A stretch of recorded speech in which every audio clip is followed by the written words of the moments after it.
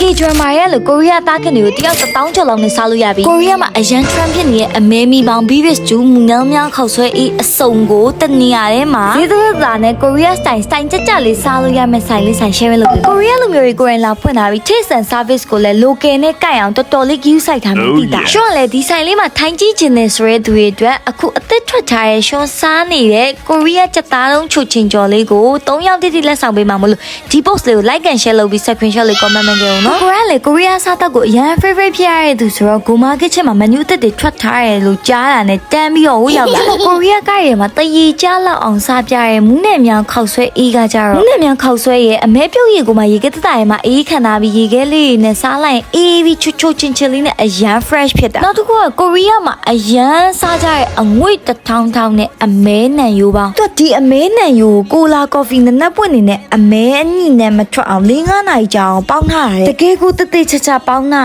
နူအီချက်ကလေးအယိုးနဲ့အသားနဲ့အောင်ကျွတ်ထွက်ဒီ sauce လေးကလည်းဝါဆာဘီလေးပါတော့တော်တော်စားကောင်းတယ်ပြီးတော့သူကျမ်းမာရေးအတွက်လည်းကောင်းတယ်အားလည်းရှိရဲ့အတွက် beef ကြိုက်တဲ့သူတွေအတွက်ဆိုရင် show recommend ပေးရနော်သူကလေရှင်တို့ကိုရီးယားကားထဲမှာမြင်နေကြအတိုင်းပဲသူနဲ့တွဲစားဖို့တော့ထမင်းလုံးလေးတစ်လုံးမှာပြီးသေးတယ်အဲ့တော့ထမင်းလေးရဲ့အမဲနဲ့ရိုးပါပူပူလေးရဲ့ကိုတွဲစားပြီးမှဂေါလီလေးတောက်လိုက်တဲ့အချိန်မှာဒီမိုးရသည်လေးကအရန်ကို perfect ဖြစ်သွားပြီကိုရှင်ကတော့မြင်တဲ့အတိုင်းပဲချစ်သူလေးနဲ့လည်း share စားလို့ရတယ်တငယ်ချင်းနဲ့လည်း share စားလို့ရဒီကိုရီးယားပဲကျန်တဲ့တုပ်လေးလည်းရှင်ကြိုက်ခဲ့သူကချိုးဆက်လေးနဲ့လေးပေမေရှိရဲ့ပြီးတော့သူ့ရဲ့ပဲကြဆန်အမြင်ကအရန်မသိပဲနဲ့တော်တော်စားလို့ကောင်းတယ်ကဲရှင်ရှိရပြောလို့ဒါကတော့ကိုရီးယားမှာအရန် trend ဖြစ်တဲ့အမဲမီပိုင်းတော့ကြောင့်ဒီလိုအရန်စိတ်နေတဲ့အမဲပြုတ်ရည်လေးတွေကိုအဲ့လိုမျိုးလေးထည့်ပြီးစားရတာပေါ့နော်သူကလေပွဲသေးပွဲကြီးနှမျိုးရှိပြီးတော့ရှင်ကတော့ပွဲသေးပဲမာလိုက်တယ်ပွဲသေးမာတော့သူက9000တောင်ပါသူဆိုင်အသက်ထွက်ထားတဲ့ဒီအမဲမီလေးကိုလည်းရှင် recommend ပေးရဘာလို့လဲဆိုတော့သူကလေအမဲမီကိုနူးနေအောင်ပြုတ်တာအနှံ့ရတာလည်းလုံးဝ share ပဲကျမကြီးလည်းကောင်းပြီးအားရှိရဲ့အတွက်အိမ်ကလူကြီးမိဘတွေကိုဝယ်ကျွေးမယ်ဆိုလို့ရှိရင်လည်းတင့်တော်ရဲ့ဟင်းပွဲလို့ရှင်ကတော့မြင်တယ်ကိုရီးယားစားတောက်ဆိုင်ရောက်တိုင်း spicy bulgogi လေးကမပါမဖြစ်ဆိုတော့အဲ့လည်းမလိုက်တယ်ဒီမှာကျ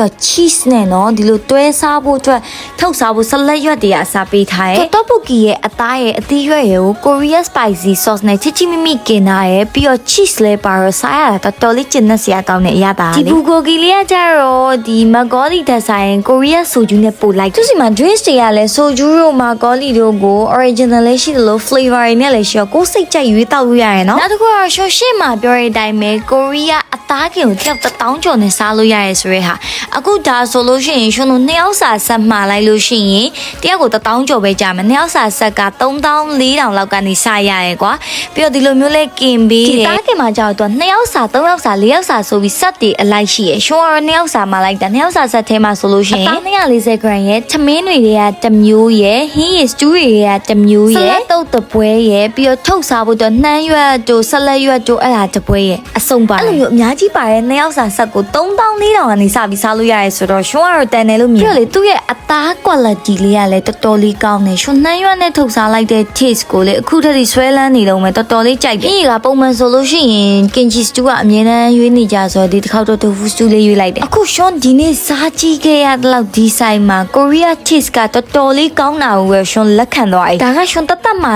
မဟုတ်ဘူးเนาะအသားခင်ဆက်ထဲမှာပါရဲ့ bibimbap ဖူဒီတဲမှာတော့ရှင်လိုမျိုးပဲ bibimbap နယ်လို့စော့မလောက်ရင်စိတ်တူတက်တဲ့သူရောရှိလားဒီ bibimbap ကိုသဘောကျတဲ့ချက်ပြောပါဆို sauce ကိုမနှံ့မျိုးမခိုကပ်ပဲနဲ့လောက်ငါထည့်ပေးထားတဲ့ချက်ကိုတော်တော်သဘောကျရှင်ဒီနေ့တော့စားရဲ Goma Kitchen ကရန်ကုန်မှာဖွင့်ထားတဲ့ Korea စားတောက်ဆိုင်တွေမှာနာမည်ရပြီးသားဆိုင်တစ်ဆိုင်လေးဖြစ်တယ် review တွေလည်းအများကြီးရှိပြီးဈေးလည်းအများကြီးရဲ့အတွက်တော့စကြည့်เนาะဆိုင်လေးကမနက်7:00နာရီနဲ့ည10:00နာရီထိဖွင့်ပြီးတော့လိပ်စာကအမှတ်25ကြိုက်ဝမ်းဖျားလမ်းမရန်ကုန်မြို့နယ်စီဘီဘန်အနီးရဲရန်အောင်မှတ်တိုင်မှာရှိတဲ့ Goma Kitchen เนาะ